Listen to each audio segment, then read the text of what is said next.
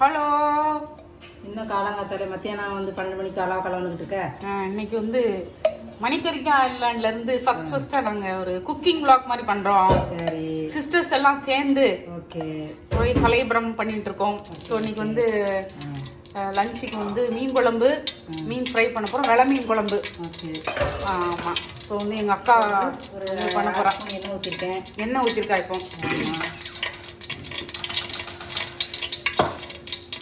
எண்ணெய் ஊற்றி எண்ணெய் காஞ்ச உடனே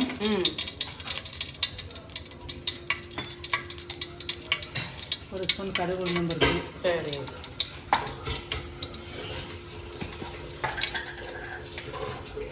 ஒரு அரை ஸ்பூன் வெந்தயம்.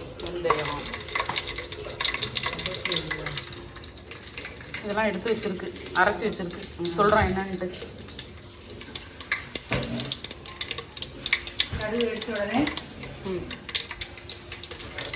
சின்ன வெங்காயம் ஒரு 15 சின்ன வெங்காயம், வெள்ளைப்பூடு ஒரு 10 வெள்ளைப்பூடு உரிச்சு வச்சுருக்கேன், அதை போடணும்.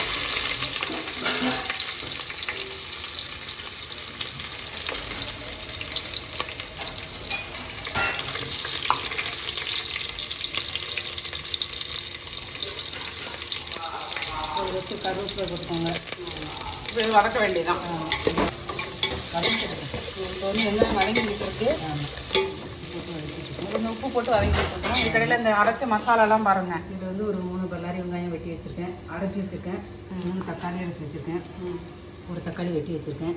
இதில் வந்து வீட்டில் அரைச்ச குழம்பு மிளகாத்தூள் ஒரு 6 ஸ்பூனு, ஒரு 2 கிலோ தேங்காயும் சேர்த்து அரைச்சி வச்சுருக்கேன். வெங்காயம் வதங்கினதுக்கப்புறம் இந்த மசாலா எல்லாம் போட வேண்டியதான். இதுக்கு போட்ட வெங்காயம் இதில் வந்து வதங்கின உடனே அரைச்சி வச்ச வெங்காயத்தை போட்டு கொஞ்சம் வதக்கிடணும். போட்ட வெங்காயம் வதங்கின உடனே இந்த தக்காளி வதங்கின உடனே அரைச்சி வச்சுட்டு இந்த தக்காளியை போட்டு இந்த பச்சை வாசனை போகிற வரைக்கும் வதக்கணும். குழம்புக்குரிய மீனை வந்து இந்த கழுவி வச்சுருக்கோம். இது வந்து ஃப்ரைக்குரியது இருக்குது. இப்போ குழம்புக்கு போடுறதுக்கு புளி ஊற வச்சுருக்கு. ஆமாம், அரைச்சி வச்சுருக்கிற தக்காளியை போட்டு வதக்கணும். உப்பு வந்து வெங்காயம் வதக்கும் போது கொஞ்சம் போட்டது தான், அதுக்கப்புறம் இன்னும் போடலை. இப்போ அடுத்து உப்பு போடணும்னா இப்போ போடணும். மசாலையெல்லாம் போட்டுட்டு உப்பு போட்டு சார். வெங்காயம் தக்காளியெல்லாம் வதங்கிடுச்சு. இப்போ வந்து வீட்டில் அரைச்ச குழம்பு மிளகாத்தூள் ஒரு 6 ஸ்பூனும் 2 சில்லி தேங்காயும் சேர்த்து அரைச்சிட்டேன். இதையும் போட்டு மையா அரைக்கணுமா? நாங்கள் நல்லா மையா அரைச்சிடணும். மீன் குழம்புக்கு மையா அரைச்சா தான் நல்லா டேஸ்ட்டாக இருக்கும். அரைச்சிட்டு இதில் கொஞ்சம் தேவையான அளவு உப்பு போட்டுக்கோங்க. ஒரு 1.5 ஸ்பூன் போட்டிருக்கேன் உப்பு போட்டு இந்த மசாலா வாசனை போகிற வரைக்கும் வதக்கிட்டு, பச்சை வாசனை போகிற வரைக்கும் வதக்கி புளி தண்ணி ஊற்றி கொதிக்கும் போது மீனை போட வேண்டியது. சரி, ரைட். இப்போ அதை கொதிக்க வைக்க வேண்டியதான். ஆமாம்.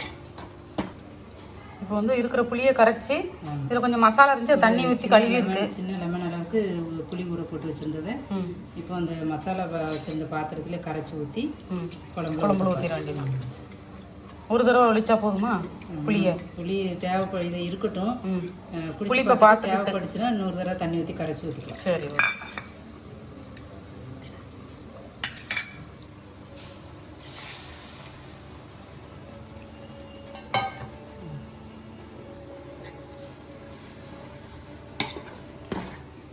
இப்பவுமே தேவையான அளவு தண்ணி ஊற்றணுமா எப்படி? சரி சரி.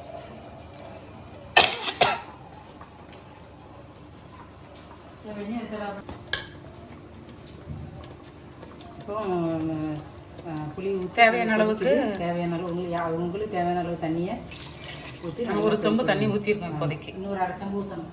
சரி சரி சரி. இங்கே நானும் எங்கள் அக்கா, என் தங்கச்சி எல்லாரும் இங்கே இருக்கோம். எங்கள் அம்மா, சித்தி 2 பேர் ஃபேமிலி, எங்கள் அக்கா ஃபேமிலி எல்லாருமே சேர்ந்து இருக்கிறனால இந்த மாதிரி மீன் குழம்பு வச்சு ஜாலியாக என்ஜாய் பண்ணிகிட்ருக்கோம். அப்புறம் ஒரு 1/2 டம்ளர் சார், இன்னொரு 1/2 டம்ளர் தண்ணியா கொதிக்கும்போது ஊற்றினா தான் அந்த குழம்பு வந்து தண்ணி ஆகாமல் குழுகுழுப்பாகவே இருக்கும். சரி. இது கொதிக்கும்போது இன்னொரு 1/2 சம்பு தண்ணி ஊற்றுவோம். இது மூடி வச்சிட வேண்டியதானே அப்போ? சரி.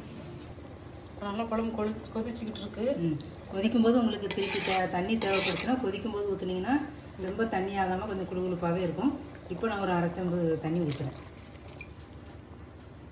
உப்புலாம் கரெக்டாக இருக்கா? நம்ம இப்போ உப்பு புளிப்பெல்லாம் செக் பண்ணிவிட்டு மீனை போடணும்.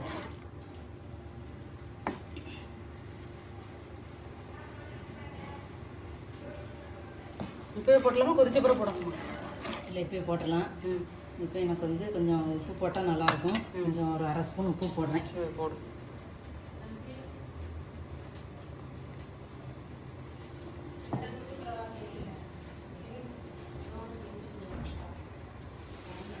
தண்ணி வச்சுருக்கிற மீனை போடுறேன்.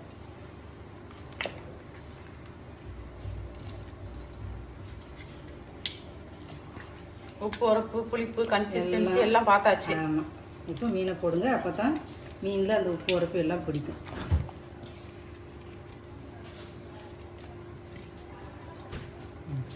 முடிச்சு வேண்டியதானே? ஆமாம், இன்னும் கொஞ்சம் மீன் வேகிறதுக்கு ரொம்ப நேரம்லாம் ஆகாது. இன்னும் கொஞ்சம் அந்த மசாலா கொதித்து மசாலாவோட போய் கொஞ்சம் திக்காகும்போது குழம்பு ஆஃப் பண்ணிட வேண்டியதான். இதுக்கடையில் இங்கே வந்து மீன் ஃப்ரை பண்ணுறதுக்கு எண்ணெய் ஊற்றி வச்சுருக்கோம். மீன் ஃப்ரை பண்ணுறதுக்கு ஒரு 4 மீன் உள்ளே போட்டிருக்கோம். இங்கே தடவை வச்சது இருக்கிறது. அப்புறம் வந்து சோறு பொங்கியாச்சு. இப்போ வந்து அந்த அடுப்பு வந்து அந்த மீனை இங்கிட்டு மாற்றிட்டோம்.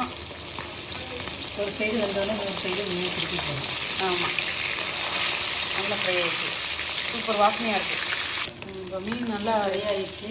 இதை எடுத்துகிட்டு நான் அடுத்தடுத்து போட்டு பொரித்து மொத்தமாக முடிச்சிருந்தேன்.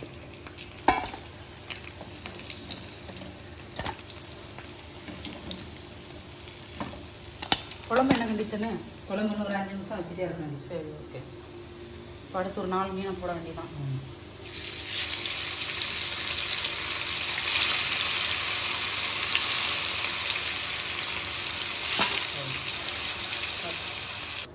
இது சைடில் வந்து ரசம் வச்சுட்டோம்.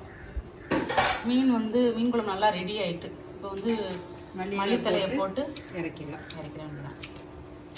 கம்மன்னு வெள்ளை மீன் குழம்பு சூப்பராக ரெடி ஆயிடுச்சு. சாப்பிட வாங்க. அது சாப்பிட்டு ஜீரணமாகிறதுக்கு ரசம், இங்கே ஃப்ரை, இதில் சோறு. ஆமாம், சாப்பாடு ரெடி.